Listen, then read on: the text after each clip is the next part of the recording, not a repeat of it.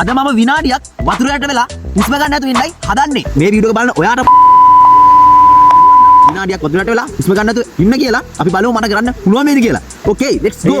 1 2 3 let's go. Guys, මම හිතන විදිහට ලංකාවේ කවුරුවත් මේ වගේ අභියෝගයක් කරලා නැහැ. මම තමයි මේ ප්‍රථම වතාවට මේ වගේ අභියෝගයක් කරන්නේ. වතුර යට වෙලා විනාඩියක් හුස්ම ගන්න නැතුව ඉන්න එක මම හිතන්නේ හිතන තරම් ලේසි වැඩක් නෙවෙයි. මට නම් මේක ගේමක් ඇත්තේම නෑ. මම කොහොම හරි වතුර යට වෙලා එහාට මෙහාට පීන හිටියා. ඔයාලට ඊළඟ වීඩියෝ මොකක්ද ඕනේ? අභියෝගයේ ඊළඟ වීඩියෝ එකේ ඕනේ චැලෙන්ජ් එක මොකක්ද කියලා පහලින් කමෙන්ට් කරන්න.